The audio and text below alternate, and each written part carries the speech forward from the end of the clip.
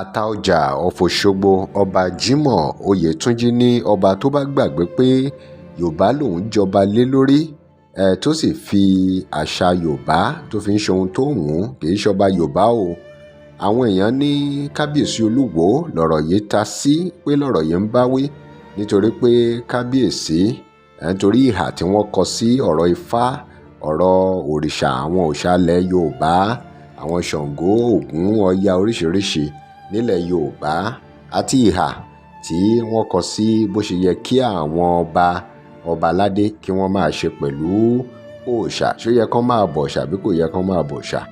Ṣe mọ̀ pé kábíyèsí lọ́pọ̀ gbà wọ́n gbàgbọ́ pé àwọn ọba tó kù nílẹ̀ yorùbá ò gbọ́dọ̀ máa bọ̀rìṣà pé ọlọ́run nìkan ni kí wọ́n máa sìn nítorí pé ọlọ́run nìkan lọ́ba tó jọba lọ ọba àwọn ọba tó sì fi wá ń pera wọn ní àrólé olódùmarè pé nǹkan tó yẹ káwọn ọba tó kù náà kan máa jẹ́ nìyẹn. Ṣùgbọ́n Ataọjà of Òṣogbo ọ̀tọ̀ ni ohun tó ń sọ nípa àwọn nǹkan tí wọ́n sọ nípa àwọn ọba yorùbá ohun tó yẹ kí wọ́n jẹ́ àti ohun tó yẹ kí wọ́n máa ṣe nípa ìṣẹ̀ṣe àti ọ̀rọ̀ yorùbá.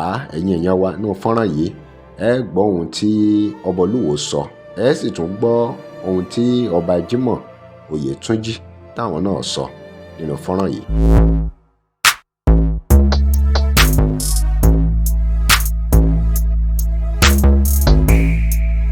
Welcome to crossblog XTV. Remember to like, share and follow us. Ṣé gómìnà ló fún ni àbẹ́yìn lẹ́kọ̀ọ́ládé chieftaincy àbẹ́yìn kọ́ yẹn ṣe fún babaláwo galádé ni ọba ìlú ní ọba aládé ẹ̀rí babaláwo ló jọba ògbóni náà ní àwọn ọba ògbóni yóò dàdé orí yóò ṣe báyìí yóò múlẹ̀kẹ̀ yọ ẹgbẹ́ bá rẹ́ lómi nítorí ìhìn ìpọ̀ mi ìlọ́wọ́ bí má ti rí tẹ́yàn dáadé tí ìmọ̀ ìlú tí ìmọ̀ lúgbó ń tiẹ̀ alẹ́ ìbò ń tiẹ̀. Ọ̀rọ̀ rẹ o ẹ̀yin èèyàn wa ẹ̀rí kó lágbára.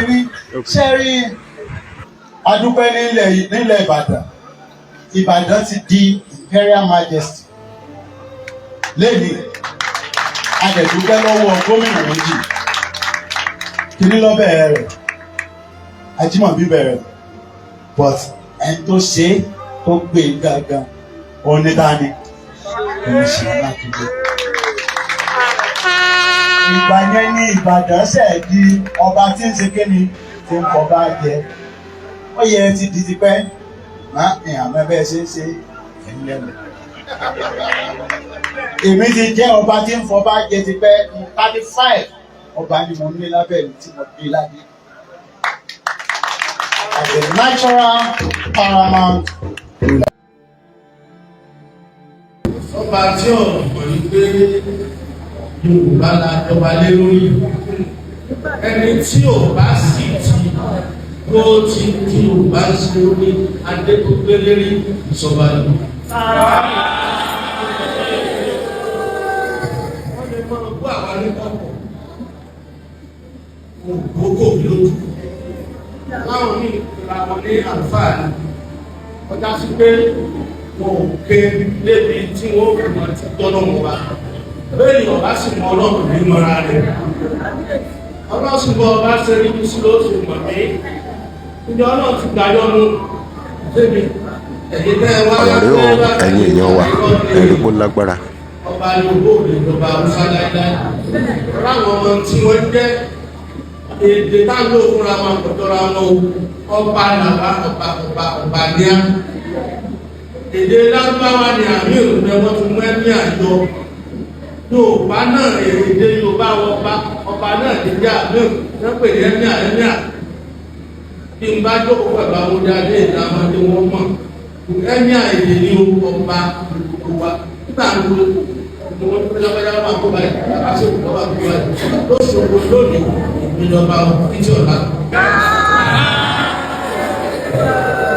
Ẹ̀rọ àtìlẹ́yìn ẹ̀yìn òṣìṣẹ́ àti tẹ́ ìgbàlérò tẹ́ gbẹ́jọ tẹ́ gbélé lọ́wọ́ ìgbọ́mẹ́bí lọ́wọ́.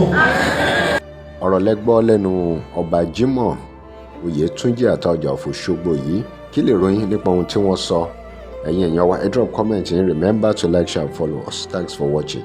ẹ já lọ fún ìpolówó ọjà. Fún ìpolówó ọjà ẹ pè WhatsApp number orí péjì yìí. tẹ́ ẹ bá lè rí àmì ṣe gbogbo ogun tó lóhùn ní gbọ́ tó lóhùn ní gbà lórí ayé yín, iná agbára Ọlọ́run máa jó dànù. Kí lè nǹkan tẹ̀ ń là kọjá tó dàbí pé ẹ ti wá ọ̀nà àbáyọ ṣùgbọ́n tí ẹ ti rí ọ̀nà àbáyọ? Ẹ ti pàdé wòlíì yín ló fà, ṣùgbọ́n arán mi sí ọ lónìí dádì, arán mi sí ọ lónìí mọ́mì. Olúwa lòun fẹ́ ṣe nǹkan ńlá nínú ayé yín. Olúwa sọ wípé gbogbo tẹ̀ ń là kọjá yẹn òun fẹ́ fi òpin sí. Kí nìkan tẹ̀ ń là kọjá lórí ìgbéyàwó ni, lórí ọmọ ni, lórí iṣẹ́ ni, níbi gbogbo ni, bóyá ogun kan ló dàbí pé ogun yẹn le, ẹ ti gbìyànjú kò tí ì sí ọ̀nà àbáyọ. Ẹ jẹ́ àjọ gbàdúrà, ẹ jẹ́ àjọ wá ojú Olúwa. Kí làṣírí ogun yẹn gangan? Ẹ jẹ́ àjọ wádìí lọ́wọ́ Ọlọ́run ká dẹ̀ mọ ọ̀nà àbáyọ.